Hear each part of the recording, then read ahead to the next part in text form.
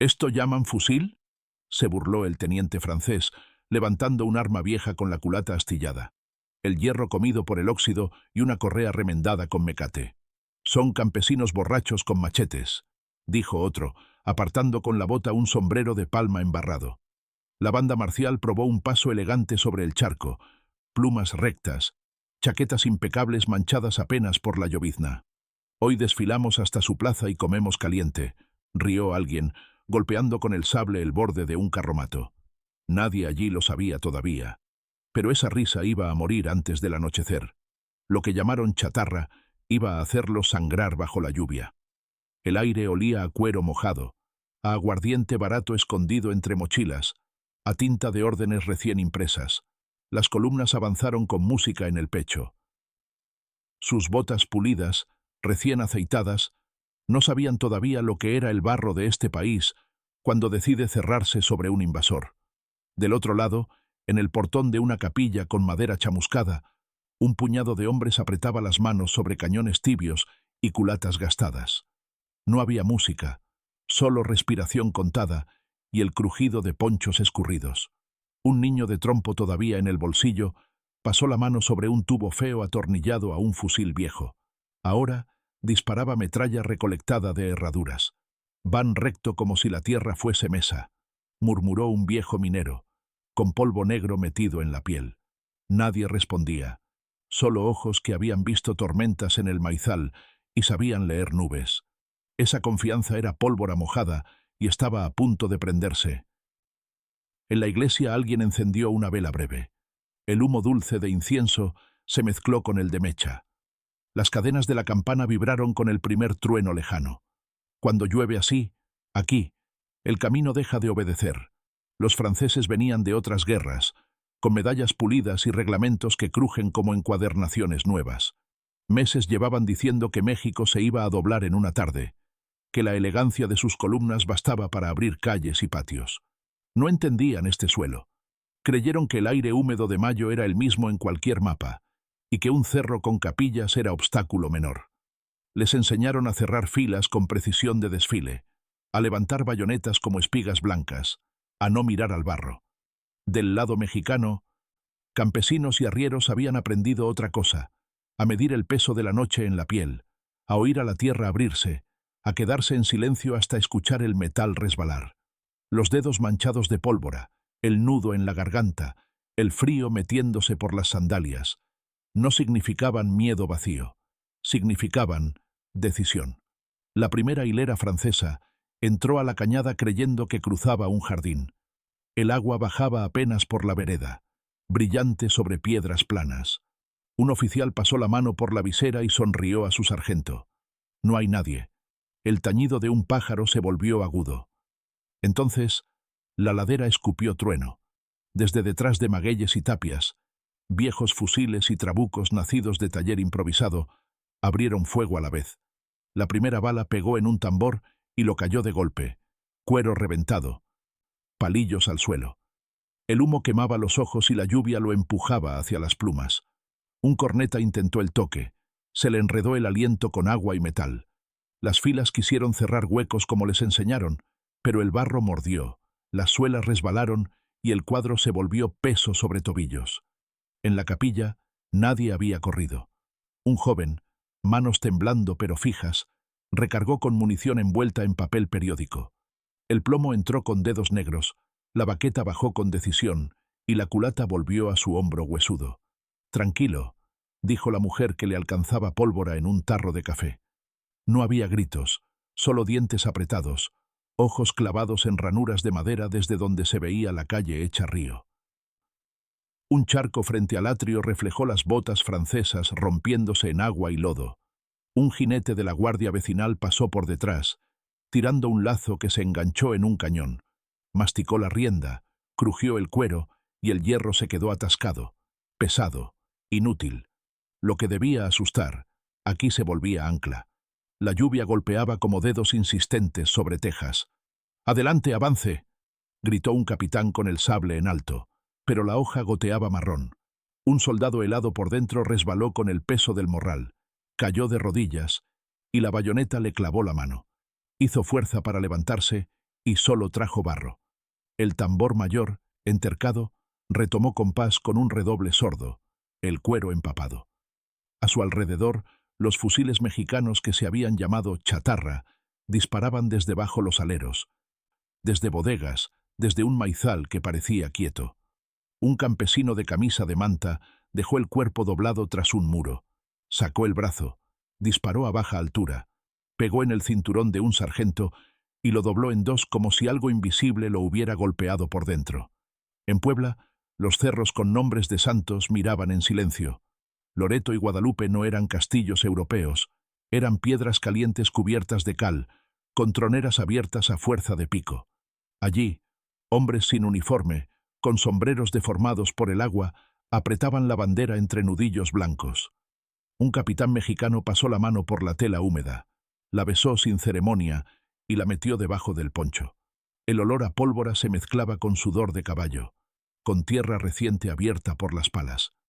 Afuera, los franceses cambiaron de formación, alinearon sargentos para corregir distancia, elevaron la corneta. Era elegante el cuadro, era preciso el paso, pero la llanura delante se había puesto traicionera con la lluvia. La artillería imperial hizo tronar las colinas. El sonido bajó por los huesos y se quedó vibrando en el suelo. Reventaron parapetos de adobe, saltaron pedazos de vela derretida en el interior de un puesto, y aún así, nadie soltó el mosquete. La mecha siguió ardiendo, pequeña, obstinada. Un general extranjero con guantes encharcados se permitió una sonrisa. Al tercer ataque ceden. Su ayudante asintió como alguien que repite una lección aprendida. Nadie en su mesa de mapas sabía que los mexicanos no contaban ataques. Contaban nombres de vecinos, hijos, hermanos, pueblos quemados en la retirada. Con cada descarga la tierra olía más a pólvora y a pasto aplastado. Bajo la lluvia, el barro parecía estar del lado de quien estaba quieto. Luego vino el empuje. Las columnas francesas, bayoneta en ristre, subieron como si la pendiente fuera una escalera.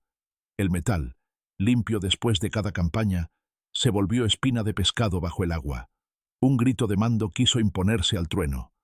En las troneras, hombres con pólvora en los dedos, con miedo en el estómago pero firme, esperaron a que el enemigo llenara el visor. Y cuando el mundo fue solo uniforme azul y rojo, dispararon a quemarropa. El eco golpeó adentro de las capillas, hizo vibrar el aceite santo en las lámparas. Cayeron los primeros, y los segundos intentaron avanzar sobre cuerpos. No pudieron meter orden en el desorden que la lluvia decidía. El barro les tragó el tobillo, la bala les dejó una flor negra en la casaca. Los franceses retrocedieron unos pasos, cambiaron de bandera, ajustaron filas y volvieron. El tercer tambor ya era el segundo. El segundo ya no respiraba. Un abanderado clavó el asta en el suelo para no volar. Le temblaba el antebrazo, los dedos rojos de agarrar la tela. Del lado mexicano, un minero de Zacatecas, negro de carbón, habló sin mirar. Cuando digan alto, bajamos. Su compañero asintió con la cabeza. No había jefes con palabras bonitas. Había manos con callo que conocían su herramienta. Y bajaron. No a lo loco, no en alarido vacío. Bajaron como quien conoce su barrio. Paso exacto entre piedras, machete que no brilla pero corta. El encuentro fue cuerpo a cuerpo, abrazo y culata, con lluvia de testigo, con el barro como trinchera. Un francés levantó el rifle para asustar. Un mexicano le metió el hombro en el pecho, sintió el golpe en los dientes y le quitó el aire. La culata sonó a madera contra hueso.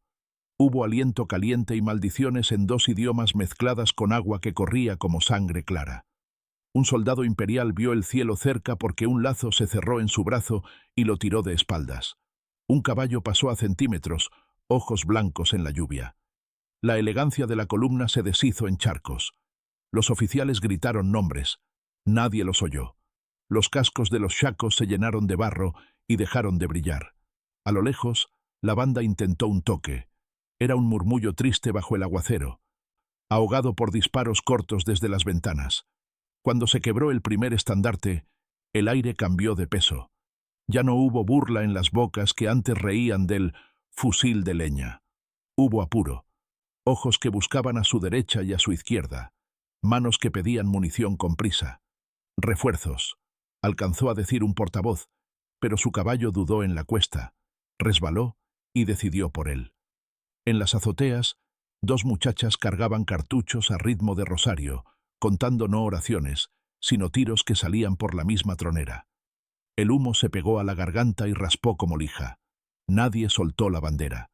La madera de la asta estaba húmeda, sucia de sangre y lluvia, pero firme plantas en el barro. Las botas europeas eran finas, bien hechas, pero no hablaban este idioma de lodo. De noche, la lluvia cambió a un hilo más frío. Las hogueras que encendían los invasores crepitaban apenas, la leña corta, el humo pegándose bajo las capotas. Los mapas se iban deshaciendo en las manos. La tinta regada parecía sangre vieja. En el campamento mexicano no hubo fuego encendido. Había hambre, sí, había cansancio atado a la cintura, pero había ojos que se acostumbraban a la oscuridad. El barro, otra vez, era aliado. Un arriero untó grasa en la boca de una rueda para que no chillara al moverse en la madrugada. A paso de nube, se colocaron en el borde de un camino con árboles que sudaban agua. El primer ruido que se oyó al amanecer fue un galope cortado en seco. Los franceses intentaron flanquear, volver elegante lo que el agua había vuelto bruto. Un batallón con su coronel reunió a los mejores tiradores y los mandó por un atajo de piedra. «Que vean disciplina», dijo. Encontraron una vereda que sabía engañar. Parecía segura, sonaba a charcos inocentes. A la mitad, un tronco cortado la noche anterior se soltó cuesta abajo, y con él, piedras sin nombre que llevaban siglos mirando en silencio. La avalancha no fue grande, fue precisa. Abrió huecos exactos en la formación. Por esos huecos, el fuego bajó como cuchillo. Un francés, el rostro lleno de barro, trató de pronunciar «retirada». El agua se le metió en la boca y apenas salió un hilo de aire. La vereda estaba de parte de México. En el recuerdo de algunos veteranos, aquel día no olió a sangre, olió a metal mojado y a madera vieja. Los franceses probaron a avanzar sin música, sin pluma, sin paso perfecto, y tampoco. El problema no era el ritmo, era el lugar, era la gente. México no tenía uniforme que combinar, ni botas del mismo número, pero tenía tierra que se abría como animal vivo para cubrir a los suyos. En un patio con jacarandas sin flores, una mujer de rebozo apretó el hombro de un herido y le metió un trapo en la herida sin temblar. Afuera, un niño tocó la campana con un palo para confundir ritmos. Desde un tejado, un viejo con carabina de chispa eligió su tiro con una paciencia que desespera a quien viene deprisa. Hubo momentos de silencio que parecían mal presagio, pero eran trampa. La lluvia bajaba, el barro se alisaba. Los franceses respiraban como si hubieran cruzado ya el peligro. «Se acabó», murmuró un subteniente, y se permitió apretar el guante. De pronto, los muros de adobe hablaron otra vez. Balas rodadas en pajilla, plomo deformado que igual perfora, salieron desde rendijas invisibles. Un caballo relinchó breve y cayó. En una esquina, dos vecinos que no habían soltado desde la mañana un cañón pequeño, el metal caliente como plancha, lo volvieron a apuntar al nivel de las rodillas. No buscaban gloria, buscaban que nadie pasara. Y nadie pasó. El agua seguía cayendo, constante, lavando casacas y rostro, dejando al descubierto miedo y piel. En la sierra, a días de esa primera humillación, los franceses trajeron más hombres, más cañones, más promesas de civilización. Llegaron con ingenieros que medían lo que el cerro no iba a ceder. Trajeron gabardinas, trajeron botas con clavos, trajeron puentes. México respondió con montura curtida, con machete bien afilado, con la paciencia del campesino que sabe cuándo cortar y cuándo dejar crecer. En una cañada, la lluvia sonó distinto. Venía desde arriba con viento, golpeaba en diagonal. Se organizaron puestos de tiro con costales de maíz, con puertas viejas puestas como escudos.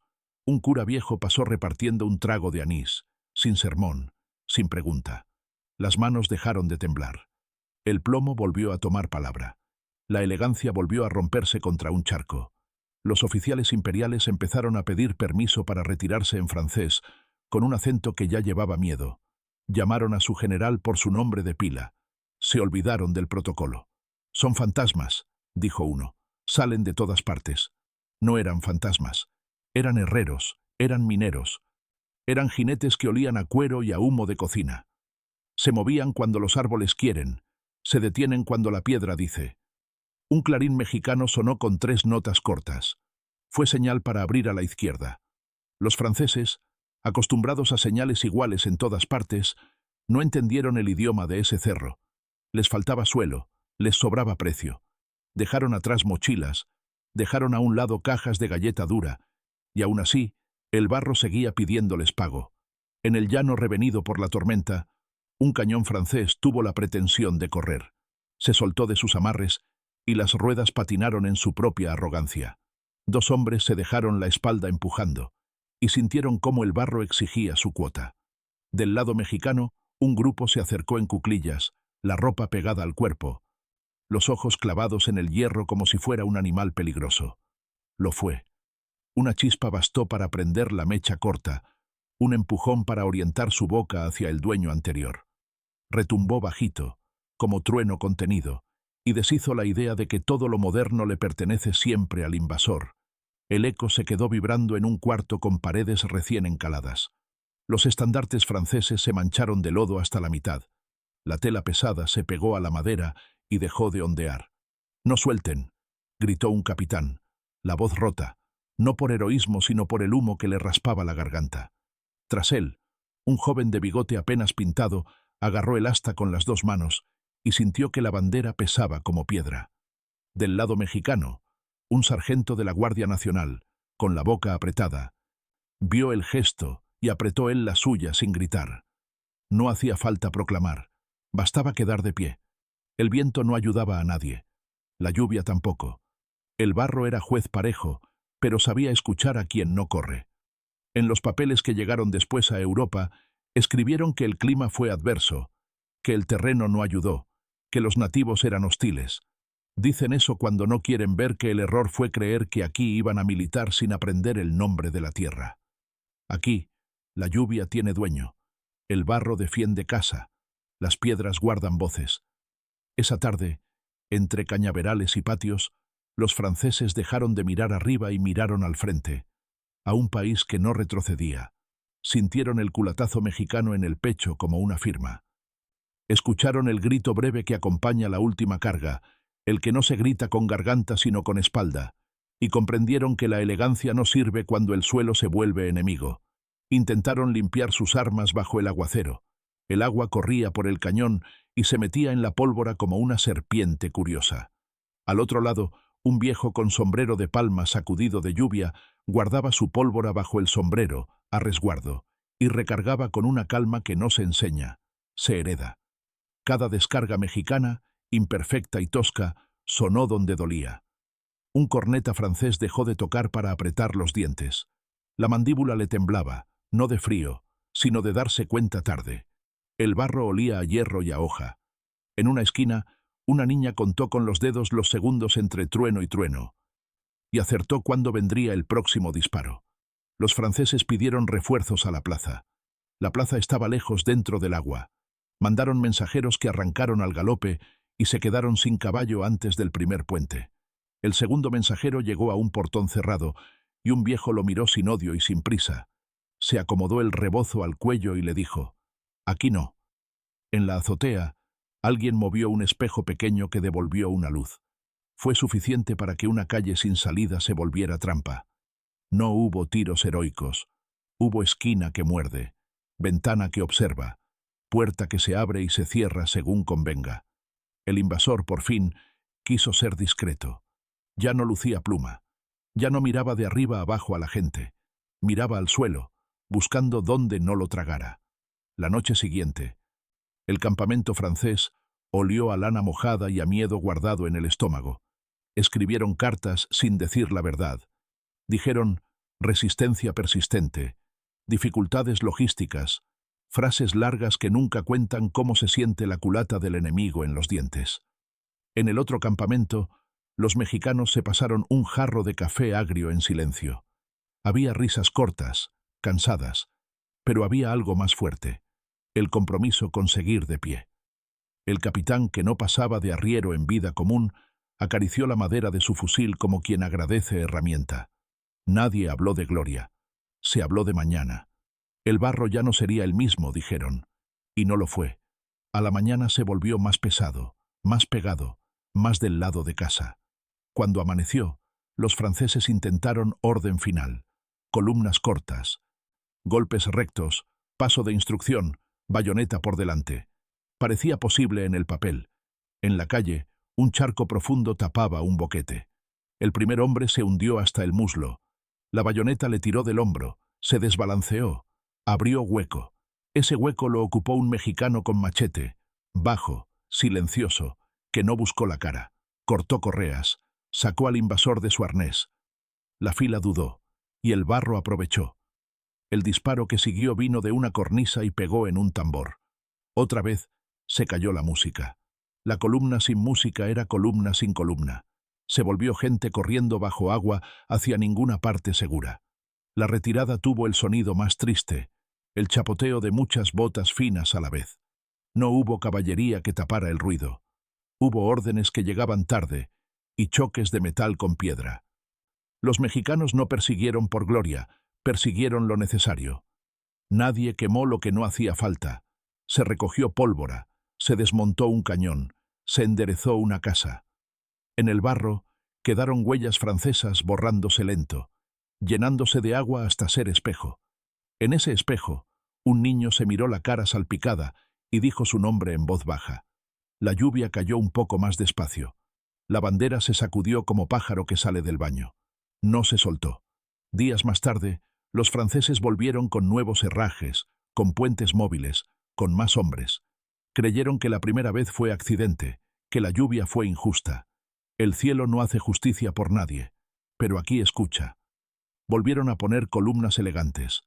Volvieron a pretender un cuadro impecable. Del lado mexicano, se perfeccionó el silencio.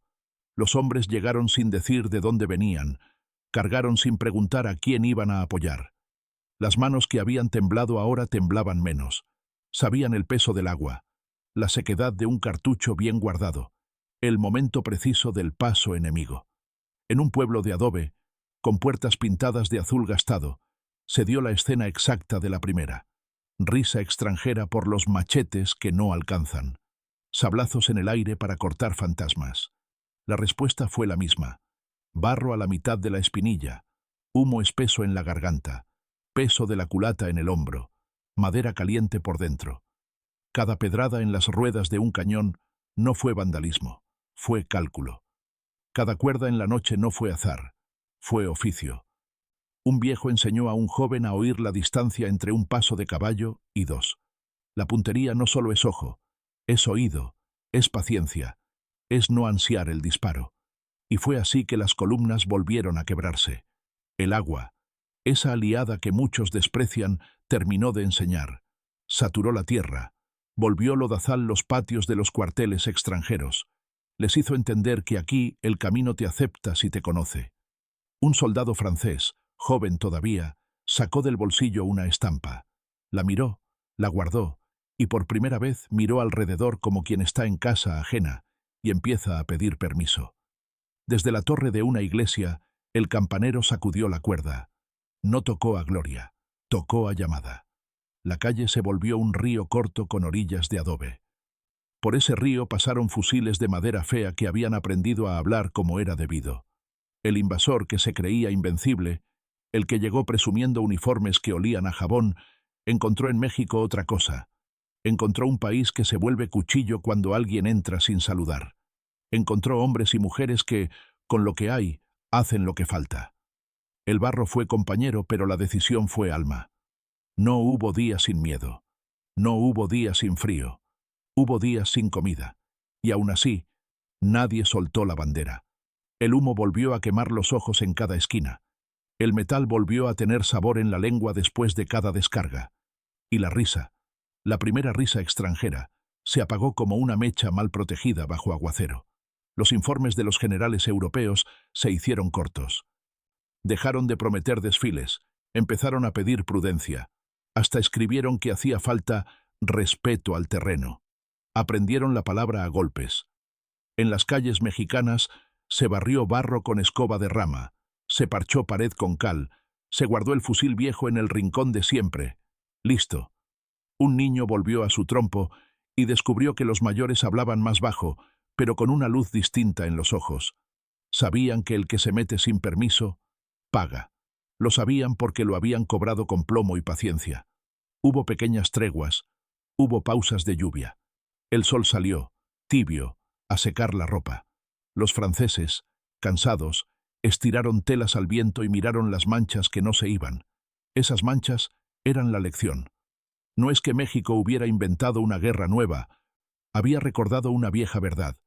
Las columnas elegantes, en barro, son figuras de azúcar.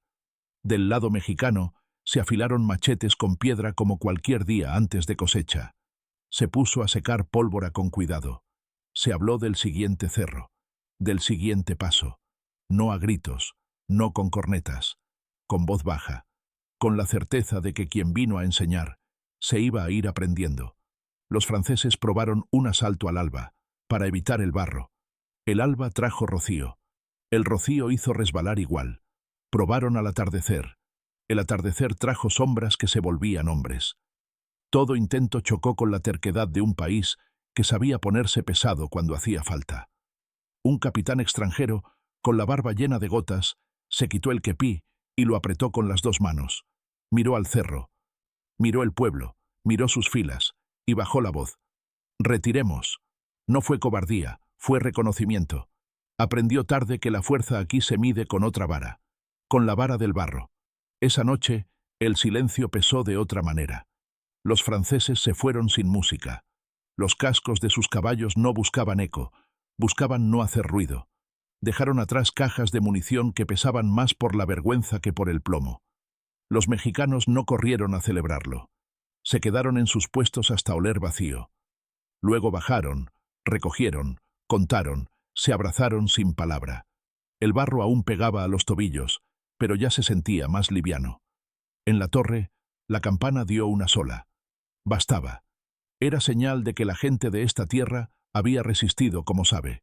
Volverían otros. Volverían con otros nombres y otras plumas. Creerían que la lección no aplica para ellos. Pensarían que el barro es un accidente, que el miedo solo le pertenece al que tiene menos. No entenderían que aquí el miedo se usa como herramienta, se pone al servicio de la decisión. La lluvia, paciente, seguiría cayendo cuando fuese necesario, y las manos mexicanas, pacientes, seguirían preparando lo humilde para que se volviera mortal. Cada metro, cobrado, cada patio, defendido, cada bandera, agarrada con los dientes si hiciera falta. La memoria de aquellas jornadas no se guarda en libros gruesos solamente. Está en las paredes manchadas que nadie quiso volver a pintar, en el pliegue de una bandera que huele a humedad vieja, en la culata pulida por muchas manos. Está en la manera en que alguien mira el cielo y decide si hoy se pelea bajo agua. Y está en la frase que no se dice pero se vive: aquí no se entra gratis. Los que llegaron con columna perfecta aprendieron que la perfección se hace pedazos en el barro cuando la voluntad de un país se pone seria. Se fueron con botas pesadas, corazones más pesados. México se quedó de pie, y ya nadie, en ese bando, volvió a reír.